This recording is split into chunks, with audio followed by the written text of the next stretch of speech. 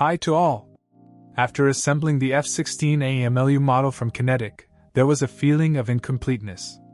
I approached the assembly with great preparation and looking for information about the prototype.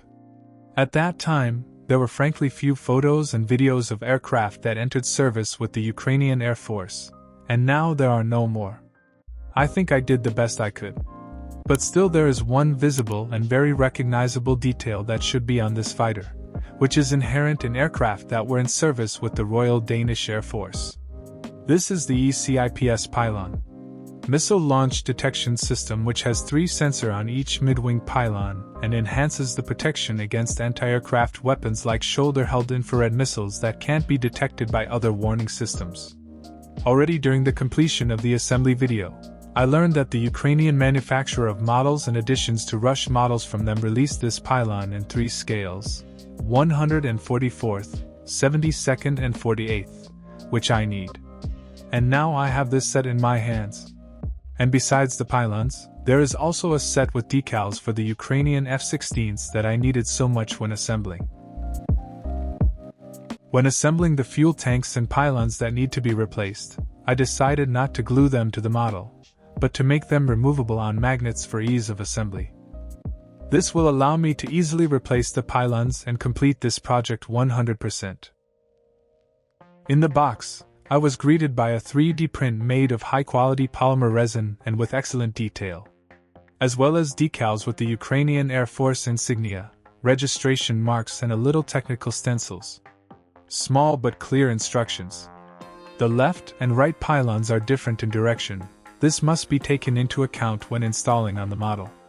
The pylons consist of 2 parts, not much work. The beginning of the assembly is the careful separation of the parts from the supports with very thin pliers. Quick and careless separation can damage the surface as well as the part itself, which is undesirable. There may also be places that need to be treated with sandpaper before assembly and painting. To glue the polymer resin, ordinary model glue is not suitable, only cyanoacrylate. I use a slow-drying medium-density glue. After assembling the parts, for some reason I did not have a perfectly flat plane of attachment of the pylon to the wing, and I corrected this with a sanding block. I will also integrate magnets into these pylons. Having measured the dimensions of the placement of the magnets on the previous pylons, I know where I should place the magnets on the new ones. To mount the magnets, I use a set of drills with a step of 0.1 mm. I have magnets of 2 sizes, 0.8 and 1.8 mm. I will use the larger ones for reliable fixation. I make the holes manually, constantly controlling the depth of the hole. I chose the drill bit of such a size that the magnet fits tightly into the hole, which ensured its fixation without bulging the glue. I also made small holes for fixing the pylons on a toothpick to facilitate future painting of the parts. By the way, I placed the magnets for mounting on the left and right pylons at different distances. This will protect me in the future from accidentally placing the pylons incorrectly under the model's wings. The parts are ready for painting. But before painting, as always, and especially the resin, it is necessary to degrease. I do this with alcohol, which I spray with a high-pressure airbrush. A part of a complex shape and wiping it with a napkin can lead to damage. If you watched the video of the assembly of the F-16 model, you should remember that I mixed all the colors for the livery myself. And it's good that I made them with a margin. Now I can paint the pylons in the same color without any problems. If the paint hadn't remained, I would hardly have been able to recreate it again. Then, after the main color had completely dried, I used a brush to paint the front of the pylon with ICM 1030 ivory paint and the circles around the thermal sensors in black.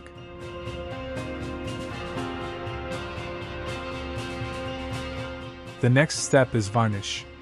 Here, the unchanged glossy acrylic Tamiya X22 is used. And to continue working with the pylons, you need to let the varnish harden. While this is at least 1 day. After a long wait, I continue working. To highlight the excellent detailing of the pylons, I do a wash using the also time-tested Tamiya panel line black. Nothing new here. Apply the liquid to the panel lines and around the details that need to be highlighted. Wait 5 minutes and remove the residue with cotton swabs. After, I paint the screws for fixing the suspended weapons with metallic in the color of steel.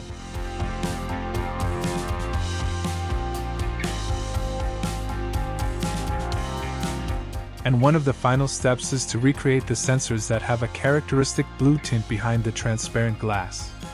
At first I decided to go the easy way. Using a marker with chrome imitation paint I make the first layer, and then apply a transparent blue varnish on top. But no miracle happened and this result did not satisfy me. Therefore, I purchased a tool for punching holes with nozzles of different diameters and a special self-adhesive holographic film that resembles sensors on pylons. With the help of a 1mm nozzle, I easily made circles of the diameter I needed, and since the film is self-adhesive, I glued them to the right places without any problems.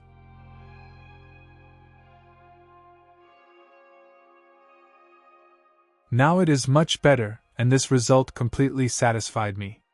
It remains to install the pylons on the model and inspect the result. Well, I consider this project closed.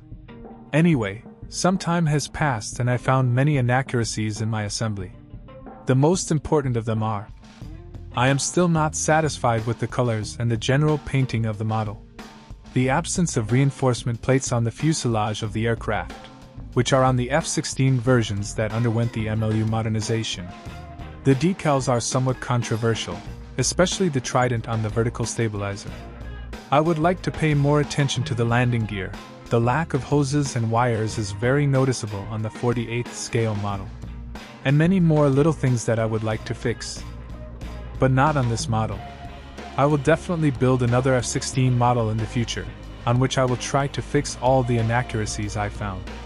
By the way, this video is not the last one this year, there will be another short but interesting one related to my collection of assembled models.